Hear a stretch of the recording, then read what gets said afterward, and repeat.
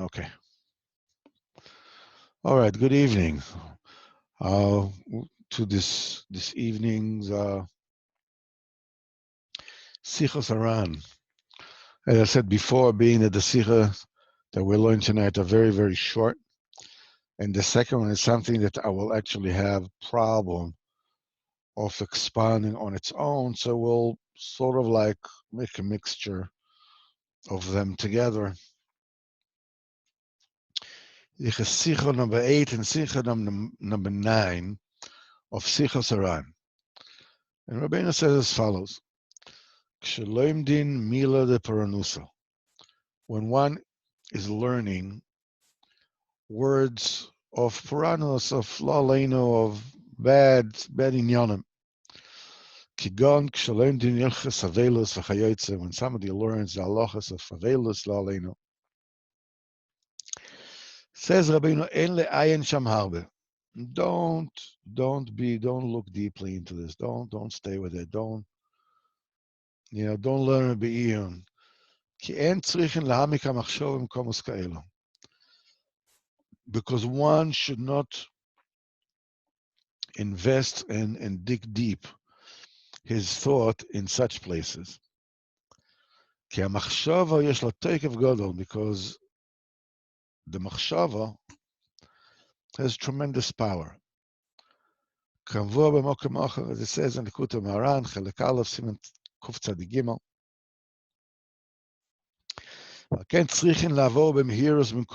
That's why it is important just to pass quickly over those places. And Sikha number 9 says, B'Shem HaBaal Shem Tov Zichrono Livrocha, Shesakin, that a knife, and you don't give a knife as a present. Hainu she'echad lo yiten lechaveru sakin b'matana. One person will not give a friend a knife for a present. And this basically sort of like takes us into the world of machshava, the world of thought. And Rabbeinu says that the thought has a great koyach.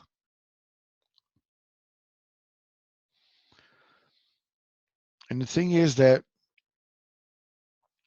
when Rabbeinu says in different places that a person should be besimcha, the person should be besimcha. And it's something which, for one reason or another, is very difficult for people to keep on with it.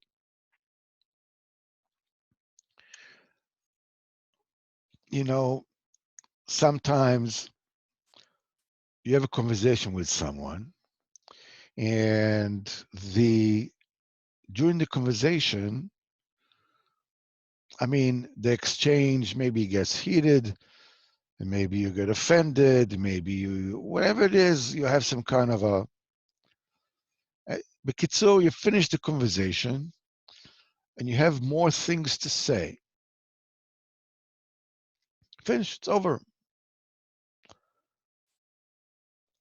And in your thought, you keep on having the conversation. Like you're arguing with someone, and you keep on answering. You keep saying all the things that you could have, should have, would have said to that person, and you can't get rid of it. It keeps on visiting you again and again and again and again. You can get upset at something, and you keep on having the argument again and again and again.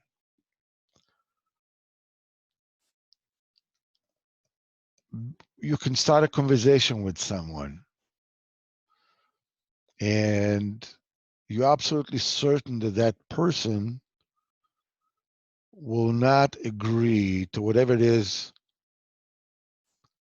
that you're looking for, whatever it is that you want, whatever it is that you're asking for. So what happens is that when you come into the conversation, in your mind, you're going to tell him, listen, your boss, okay, says, I want to raise. And in your mind, your boss is going to say no.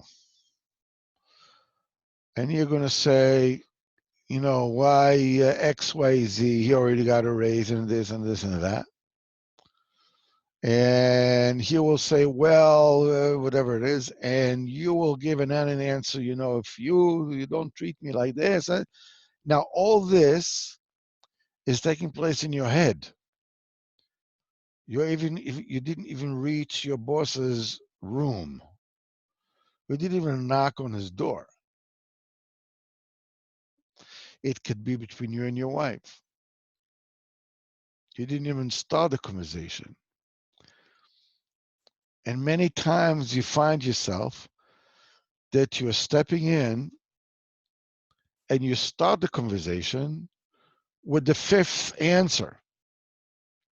In other words, you don't say, give me a raise. You already start with, I don't understand why I'm not as good as XYZ who has gotten a raise and I'm not getting a raise. You just skipped over all the other stages of the conversation because you already learned these things. I mean, you already said these things to yourself in your own mind. I'm sure none of them have ever done that. It's only me. But be that as it may, be that as it may, the thing is that we don't realize that, forget about coming in with the fifth answer, the fifth taina, and not giving even your boss a chance to say yes, because you'll come and says, when you will say, I want to raise, you already have all the answers, his answers and your counter answers, the response and the rebuttal in your mind. And they're all jam-packed into that first request of, listen, I'd like a raise. And your boss feels it. He doesn't realize what he feels. But he feels that you know that you're not going to get a raise. In fact, you are basically making sure that you won't get a raise. Because your machshava creates a reality. The reality of your machshava is one that includes all the no's that you will receive from your boss and all the insulted and hurt rebuttals that you're going to give. They're all jam-packed into the first word that you say. We have this kind of conversation with our spouses, with our friends, with our bosses, with our clients, whatever.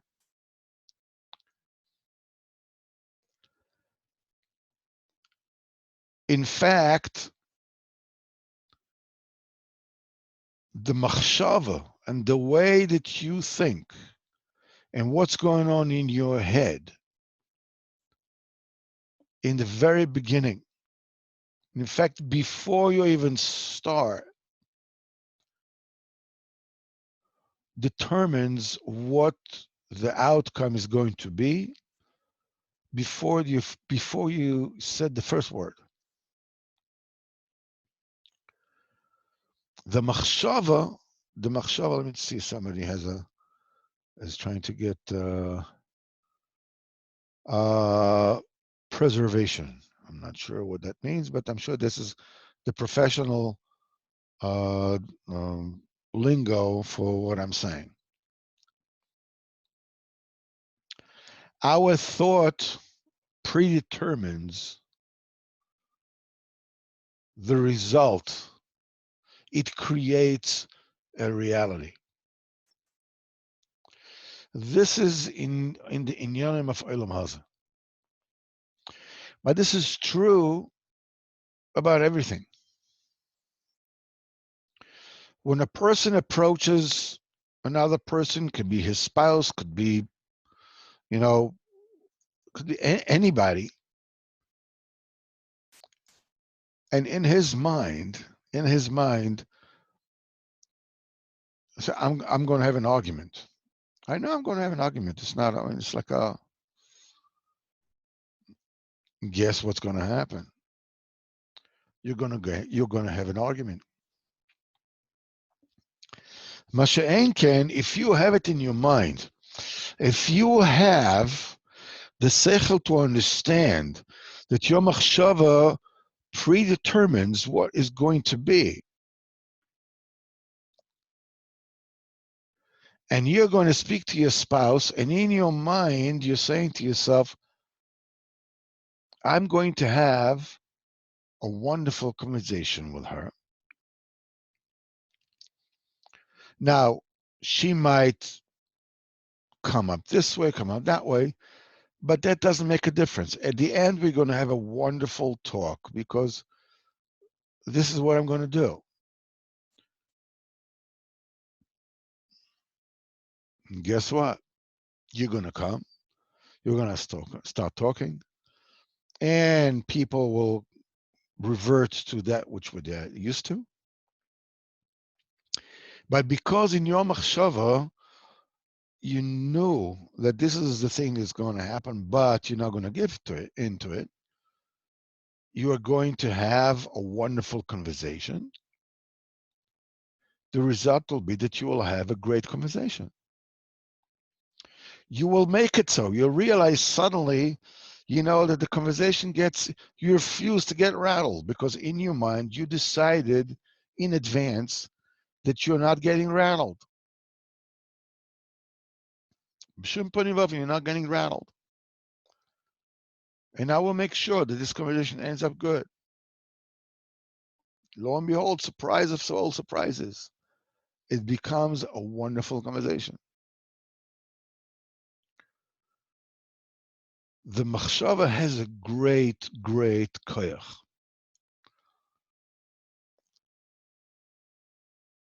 And when a person, now the thing is that people don't realize that the machshava is that which goes on in your head, while you're busy making other plans, as it were. I mean, you want to come, you want to daven, you want to talk, you want to this, you want to, and the machshava just like goes somewhere else. It just pulls you somewhere else.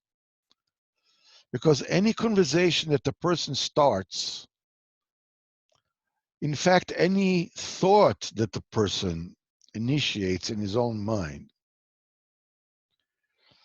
will be tied, will start rolling and tumbling the association from one thought to the next, to the next, to the next, to the next, and eventually will sort of like trickle back to that person's preoccupations, self-image, and things like that. And if a person has a self-image that I'm unwanted and I'm no good and I'm guilty and I'm afraid and I don't deserve, so it doesn't matter what you will think about.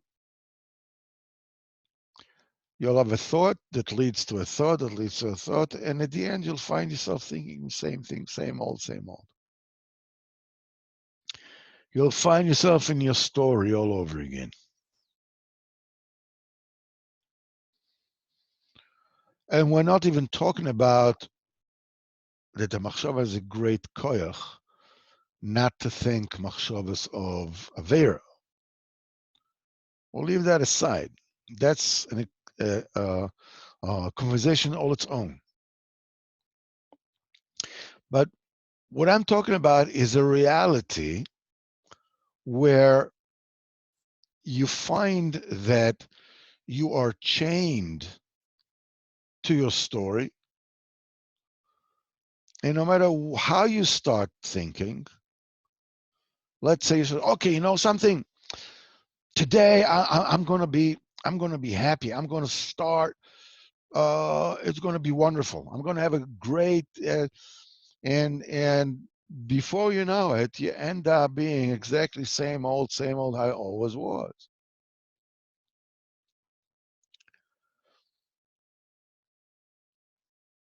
And you think, maybe today they'll tell me yes. Maybe today it'll be, and yes, every once in a while they tell you yes, because the Kodesh Baruch Hu has to feed you. So you make people tell you yes, because the Kodesh Baruch Hu runs the world, and your family needs to exist. So every once in a while they tell you yes. Every once in a while, but basically you find yourself like a gerbil on a wheel, spinning your wheels as it was, like a gerbil, with the same old thoughts, the same old grievances, the same old. So the question is, what do you do with it? The fact that I can describe this kind of process with clarity, and people listening can say, uh-huh, you know something? Yeah, he's right. Man, is he right? Boy, is he right. But so what? So I'm right. It doesn't help you yet. Because there is a solution for it. In fact, there are two. For thoughts that you should not have, such as machshavas avera, such as, thinking about lo aleinu, bad things, or whatever it is, or worrying, maybe this will happen, maybe that will happen. The way to handle it is the way that you handle machshava of avera. The answer is, I'm not going to think about it, period. That's it. What do you mean? I'm not going to think about it. Rabbeinu says in Sichos Haran, you put a different machshava in your mind.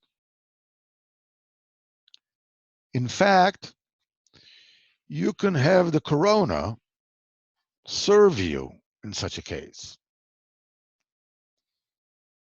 The corona can save you. How the corona can save you? Because when you think, oh, I wonder if this one and this chas v'chalila v'po v'sham v'zeh, take a thought, I wonder how the world will change in the aftermath of the corona. I mean, will people be kinder to one another or not? Or like, whatever it is. Because Rabbeinu says that there cannot be two thoughts in the head at the same time. So what you do is you substitute the thought that you should not and you do not want to have in your head with a different one. Even if it has to do with the corona, has to do with the government, has to do with, I don't know, the price of oil, I don't know, whatever it is. It's fine, it's okay. As long as you have another thought in your head. Now, being that the thought has a koyach, the thought, not only just the thought itself that has the power to change your life, but the thoughts that you're thinking are tied to your pre-programming, to your programming, to your story. And the minute that you break away from that, you hear a howl from the child inside you, from that they say, hey, I want to think those thoughts. And you have to be strong and say, no, I'm not going to think it, like you're saying, like a machshava of snus or something like this. No, I'm not going to think it. The answer is no. The answer is no. But maybe no. Please, no. It's just, no is no, and that's it. It's a no in your head.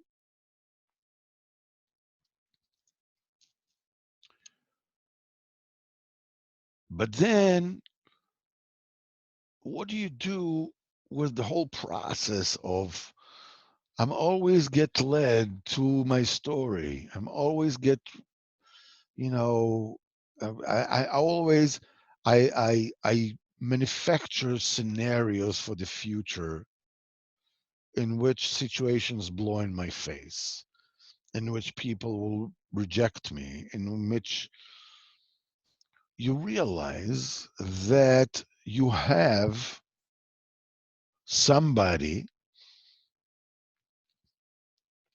who is not only with you, who not only cares about you, but knows who you are, understands you better than you understand yourself. Do you understand yourself?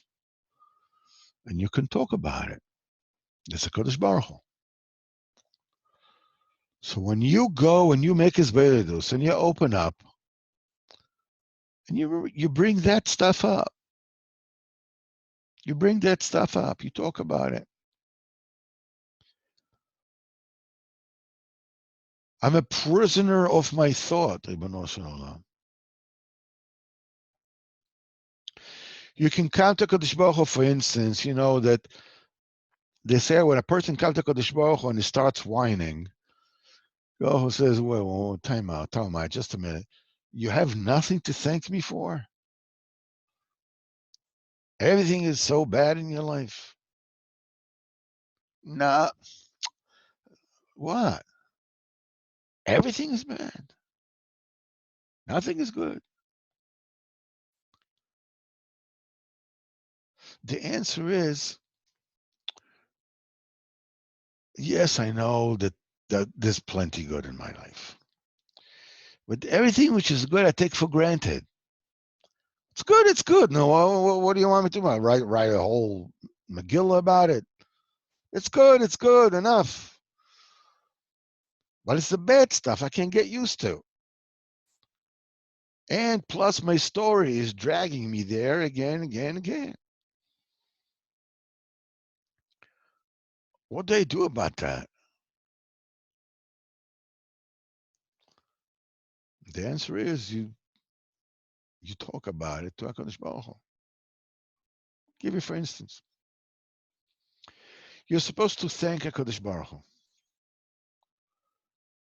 And thanking HaKadosh Baruch Hu at that particular moment,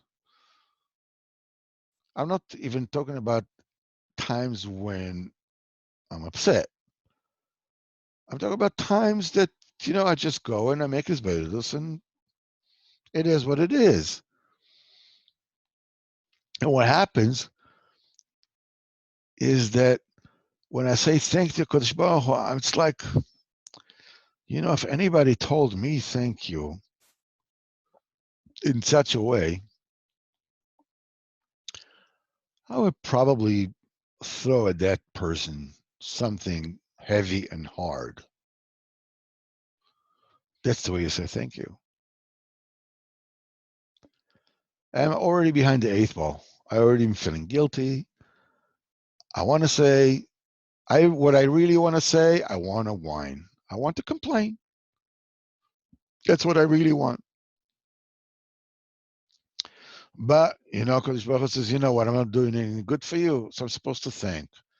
And the thanks that I come up with are rather pathetic.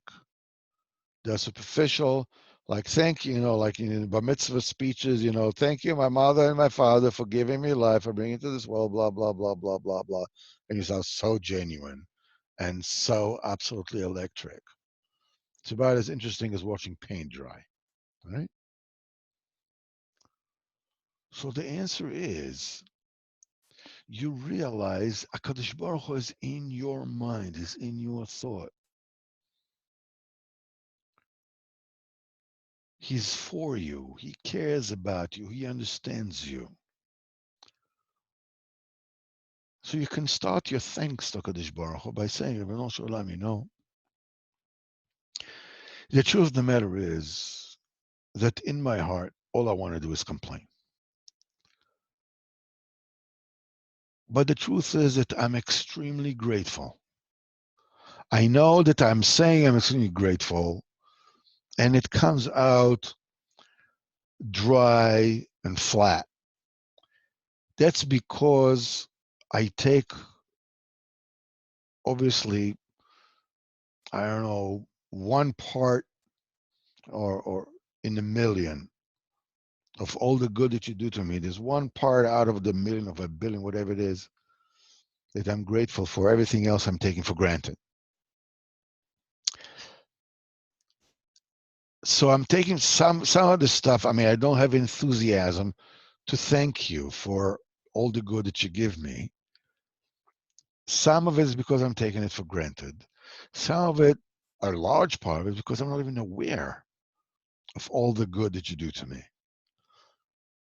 Another part is hidden behind my particular emotional difficulties and my predisposition, my story, my complexes, my childhood, whatever it is.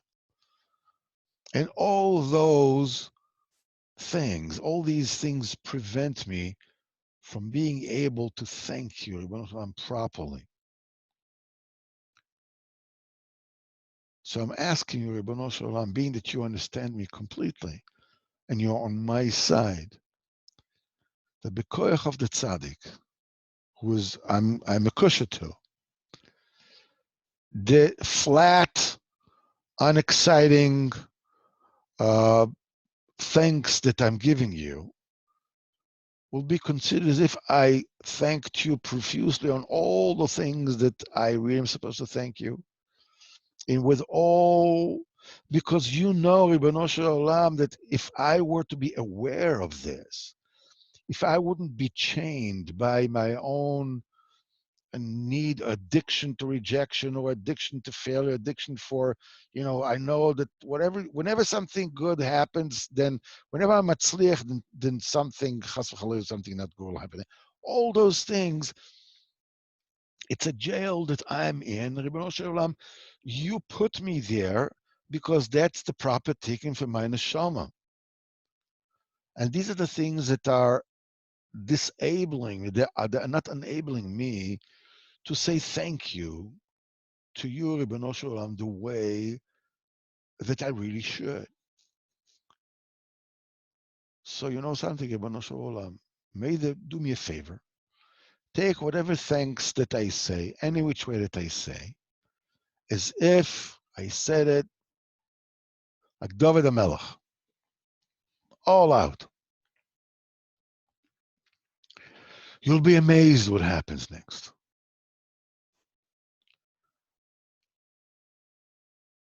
You bring HaKadosh Baruch Hu into your life. You bring HaKadosh Baruch Hu into your thought process. You ask HaKadosh Baruch Hu about your thought, about your thought process. You're asking him. You are asking him to enter and be a player in your own mind.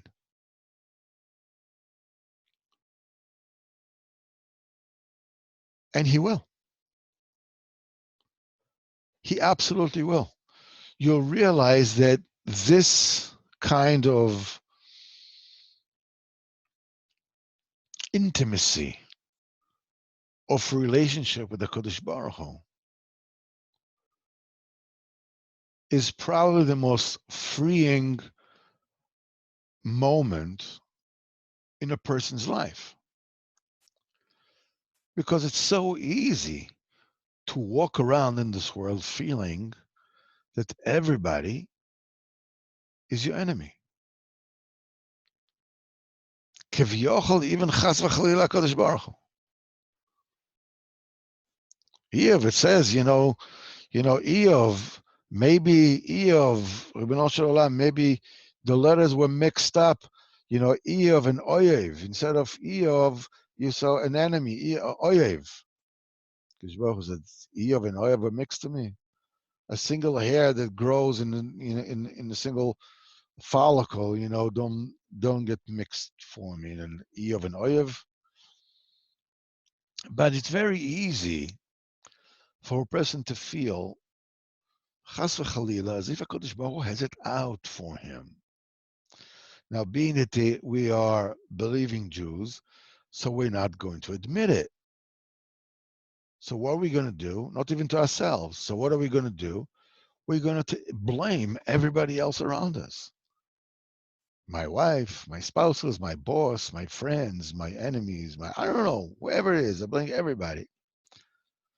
But in truth, who am I really blaming? I'm blaming Kodesh Baruch Hu. Because, everything is in his hands. It's when you finally realize that the Kadosh Baruch Hu is in your mind, is in your machshava.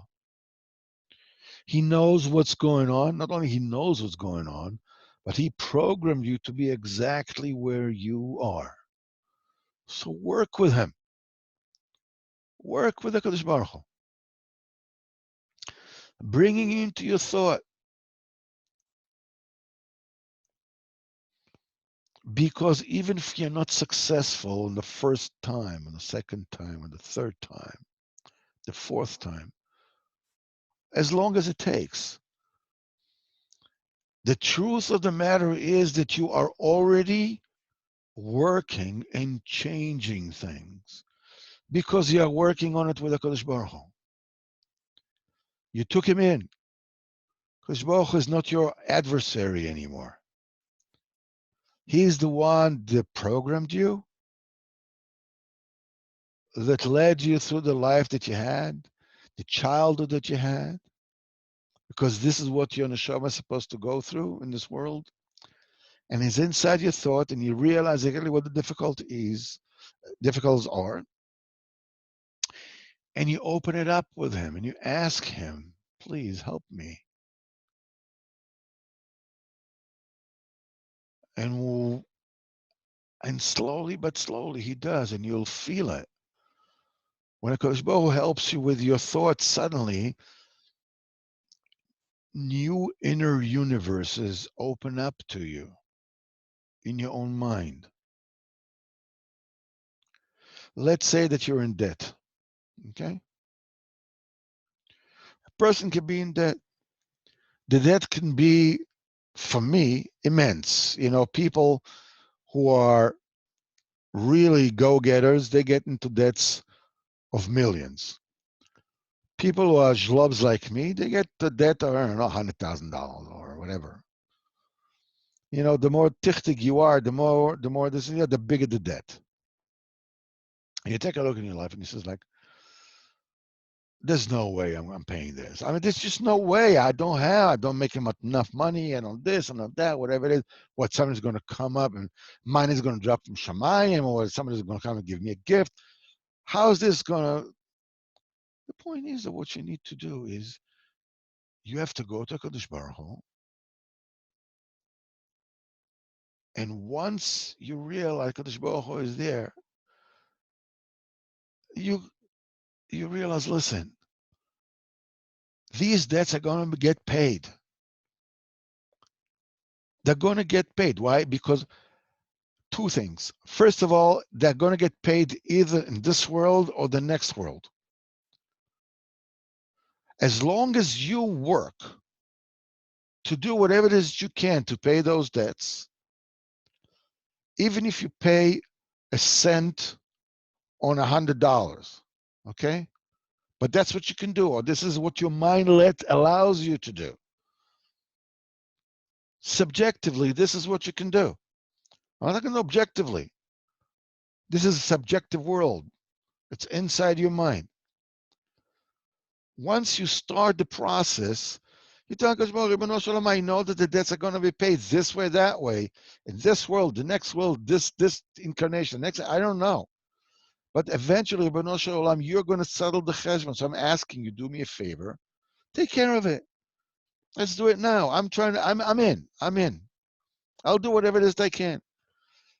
I do what I can means also there are certain things I can't do emotionally. I can't do it. I have 1,000 shekels. I have to give somebody 800 shekels. Emotionally, I can't give him 800 shekels because I'm paralyzed with fear. I'm going, what? I'm going to be left with 200 shekels. The whole thing's going to be gone. I can't do this. I'll give him 500 shekels. He doesn't know I have 1,000 shekels. I'll give him 500 shekels.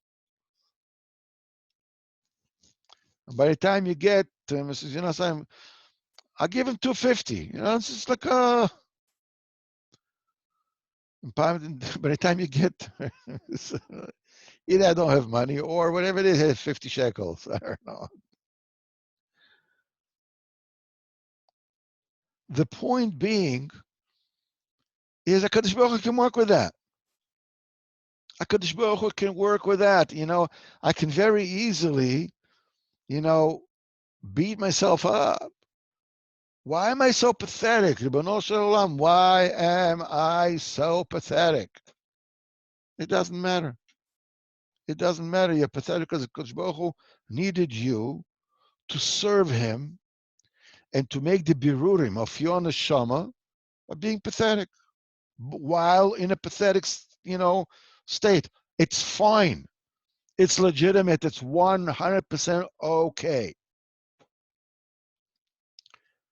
Once you realize that, suddenly Kadosh Baruch Hu opens up your mind. He says, you know something? I need you to come in. How is it going to happen? I don't know. A, I don't have the income. B, even if I had the income, I'll probably spend the money on the wrong things. So not only do I need the money, I need the seichel. How to pay it back. If it's my seichel, somebody else's seichel, I don't know. I truly don't know. But I know it's going to be paid one way or another. I'm obligated. So if I'm obligated, I know that it's going to be done. And before you know it, a new thought, a new realization will come to you. You're going to have the money. You are going to have the money. And not only are you going to have the money, you don't have to worry about it. Being that we think that it's all up to us. So in these money worries, we're saying like, I don't know how I'm ever going to do that. I don't know how on earth am I ever, ever, ever going to do this. It's not up to you. You just do whatever it is you can. But if a Kodesh Baruch Hu is on the other side, Kodesh Baruch Hu is Kivyochel, in your mind, he's the adversary. He is this cold, uncaring, chas v'chalila entity that looks at you and just waits for you to trip up and fail and catch you at it and punish you for it. You're going to keep having those, failed producing thoughts, self-fulfilling prophecies. The minute you realize that Kodesh Baruch Hu is with you, Kodesh Baruch Hu is he's inside your head. Kodesh Baruch Hu is inside your head. He's the one that created all the trappings, all the inferiority complexes, all the rejection fears, all the guilt feelings, all the irrational fears, all the OCDs, everything. Because this is who I need to be right now in this world. But he's inside, he's with me. Suddenly there's freedom. When you accept it, a new thought will come into your head. You realize the money will come. But how? Doesn't matter. I don't need to know. As long as I'm obligated to do whatever it is that I can do, it's okay, fine, finished. I don't know if HaKadosh Baruch Hu is going to give me, if I'm going to win the lottery, or I don't know. Whatever it is, it's going to happen. I know it's going to happen because it's not up to me. because the Kodesh Baruch Hu is with me. Kodesh Baruch Hu is inside my head. And this will move to the next Sikha, in which he says that Baal Shem Tov says that the Yid doesn't give another Yid a knife for a present. A knife for a present is a goyish machshava. You know, the Japanese, they have a whole thing about the art of making the blades. You know, they have brand name blades from the 15th century, a Musarama blade, with the whole legend of how the steel is being heated until it's the color of the sun in this particular date and that level of the sky. And when it's that red, it's folded and banged down, then refolded, banged down, then you have like and still and banged down like thousands of layers until it gets an incredible tensile strength and agility that it can chop down a tree, let alone a person's whole trunk.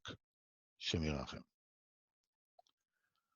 This is a machshava of a goy. Because the machshava of giving a knife is damaging. The machshava itself is damaging.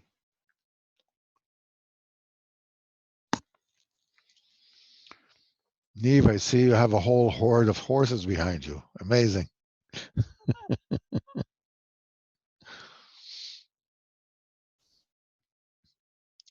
I am also listening. Don't worry.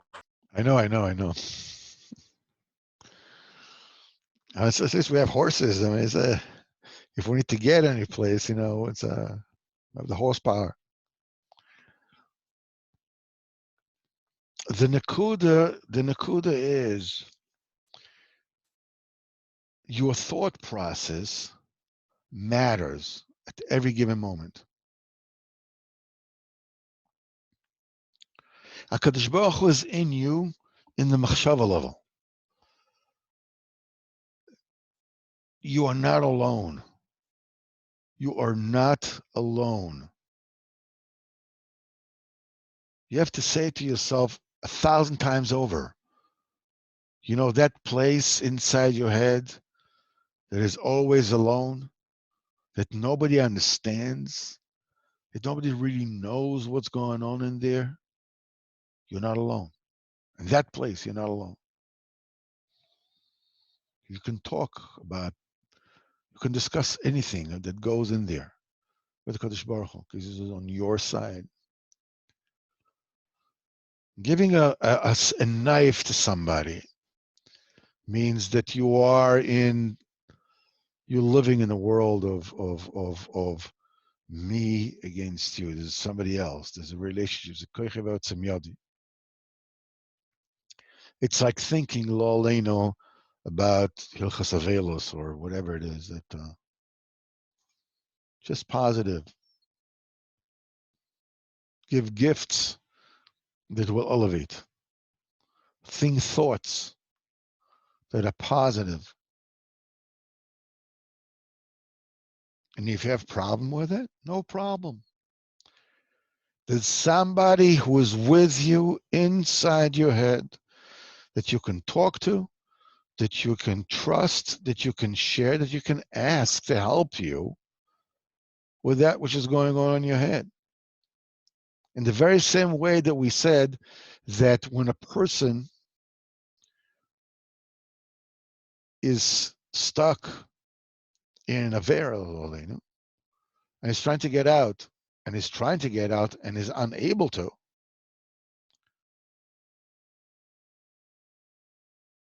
if as long as he goes to Kadosh Baruch Hu and he snitches on himself and tells the B'nai Shalom, this is what I did, this is what I'm doing. It's called Oisek B'tshuva. You're already in. Meaning that you're already, they say, a person that says, Echta v'ashuv, I will sin and then I'll do tshuva. Mishamayim, they don't let him do tshuva. So you're saying, how can I? No, the point is the minute that you keep on, you say, I'm not going to do it, and then you do it again, but you come to Kodesh Baruch Hu and he says, Ribono Shel Olam, I need help with this. I did it again. You're no longer in the category of somebody who says, Echta v'ashuv. You're in the category of somebody who's oisik b'tshuva. Same thing with the machshava. The minute you make a Kodesh Baruch Hu your partner inside your thought process, you can talk about the fact that you are coming from a point of view of wanting to complain, of wanting to this and wanting that. You're open about it with the Kodesh Baruch Hu. I really don't want that. I don't want to be there, but this is where I am. What can I do? Please do me a favor, help me with that.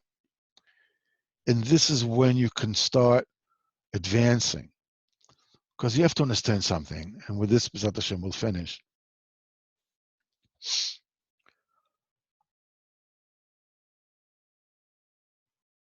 The biggest problem of a person is not any kind of psychological problem that you can think of. No obsessiveness, not whatever it is. The biggest problem is denial. I don't have a problem. Well, okay, maybe I have a but. Well, maybe I have a problem. Maybe it's my responsibility, but he, she, it, whatever it is responsible for everything. So the first thing that the person needs to do in order to free himself, to free his machshava, to start working on himself and doing inner work and heal, is Ribono Shel Olam, help me to get out of denial. Because I don't see, if I'm in denial, I don't see it. I don't see that which I deny. People can tell me that I'm in denial till the cows come home. It won't help. I see that I keep on spinning my wheels again. I need your help to get out of denial, at least to know what the problem is, even I can do absolutely nothing about it. And this is when freedom starts, B'ezrat Hashem. B'ezrat Hashem, hopefully we'll meet Sunday night, Sipur Maisius, 9 o'clock. Thank you very much, everybody, for being here tonight. It's Monday night? Monday night, 9 o'clock in Yitzhak Hashem.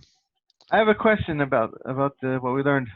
Okay. I thought I saw in another place, Rabbeinu says not to give a knife as a wedding gift.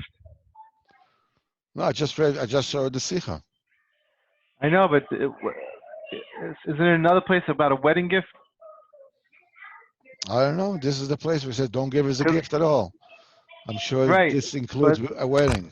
There's a segula to buy a knife from Rosh Hashanah. Yes, that's something else. Rabbeinu says not to give a gift as a knife. Don't give. This is the Sicha. Let's just open up the Sicha, and this is what it says. Can a wife give her husband a gift as a knife? Why should her wife give her husband a gift? Like she cannot buy a knife for herself. For the Listen, this is what the Sicha says. שסכין אין נויסים במתנה, היינו שאחד לא ייתן לחברו סכין במתנה. This is what Rabbeinu says. Black and white. There's no reason for us to philosophize about it too much. It says it plain. What about a knife on a challah board? A what? A challah board. They give challah boards as weddings, knives. I don't know. Rabbeinu says not to give a knife. That's what I thought, even as a wedding gift. Wedding gift. Well, I don't know. Maybe the fact is that you say wedding gift, maybe this is where the idea comes from, not to do it as a wedding gift. Makes perfect sense. Rabbeinu says don't give a knife. So it includes a wedding knife. What's the difference? I mean, it's not a... And, when a wife buys, for the house, then, it makes perfect sense to buy it, because we need it. So that maybe that answers your need. Maybe this is what you're talking about. But so she doesn't buy it for her husband, she buys it for the house. But enachinami, you're very right. That the person that there is a certain mashmaos of this sicha that one should not give, challah with a knife to, or maybe the board mitigates it. What is the ikka, the knife or the board? I'm not sure. I don't know. But when it says not to give, you don't give. Give him a book. Okay. Bezat Hashem, we'll see you all on Monday night. I wanted to ask about the denial. Yes. So it could be anyway. You're in denial of something. That's right. So what is you ask? What is the question? Always you have to ask when you do Badadus to ask Hashem not to be in denial of something that you are in denial of. Even You're right. You're right. But you're sort of like getting on a treadmill that is never ending. The denial that I'm talking about is when you see that you are stuck in your life. That means that you're looking at things the wrong way. And if you are looking at things and anywhere you look, I mean, makes perfect sense. I don't know what you want. I mean, this is it. That's reality, and I'm still stuck. That means I am in denial. That's the telltale sign that I'm in denial. So you ask HaKadosh Baruch Hu, what am I not seeing? No matter how hard I look, what am I not seeing? We're not talking about, some kind of philosophical existential problem, like everybody's in denial all the time, so you never just like it. We're not talking about that. When you know what the problem is and you have problems getting over it, but said so you're working now. You know what the problem, and you're working. It takes a lot of effort, takes a lot of time, and you're working at it. But if everything you look, I don't know what you want. Are you talking about obsessions? I'm talking about anything. I'm talking about anything. Let's say I have Shlambai's problems. I have Parnassa problems. All right. I'm doing everything that I can. And still, there's no breakthrough. Things do not change. And I look at it and I think, I'm doing everything. That means that I'm blinded to something. You're stuck.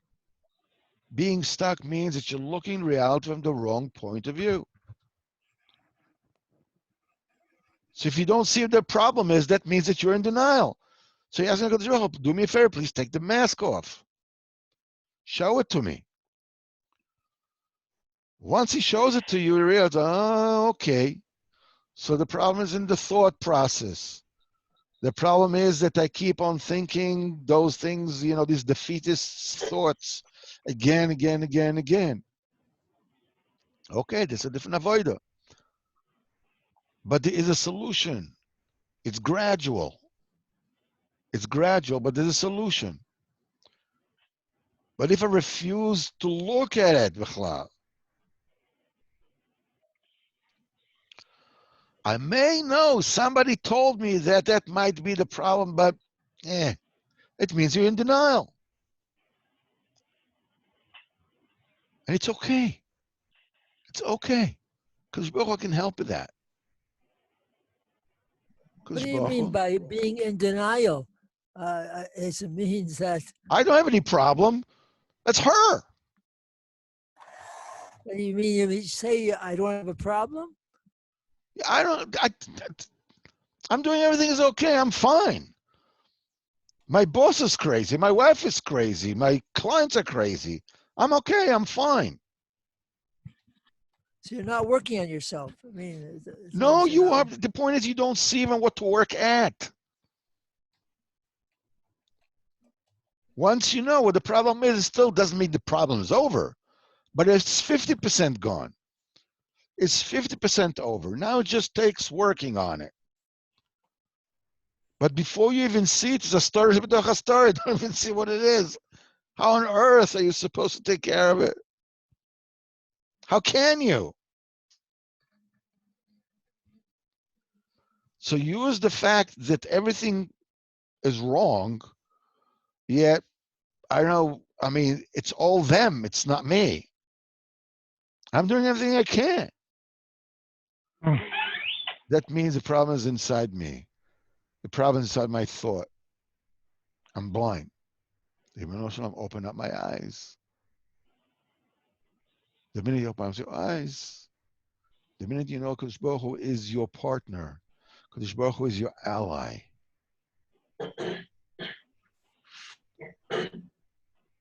He's not somebody who chas v'chalila sticking needles in an effigy in your shape. He's your ally. He's inside your head. You talk to him. You open it up. If you're stuck, there's a problem you're not seeing. Ask him to show you. Once he asks, and so forth and so on. But we can have this conversation all the way into the night. Without Hashem, we'll keep on talking about it. So all the shiurim are basically like dovetail, into one another. We're sort of like rolling from one to the next. And these things basically keep on coming up as without Hashem we're working ourselves. So with Hashem, everybody should have a good vach, a good week and a good month. And B'ezrat Hashem, stay safe, stay inside, drink a lot, and be good. Kol tov, hatzlacha rabba.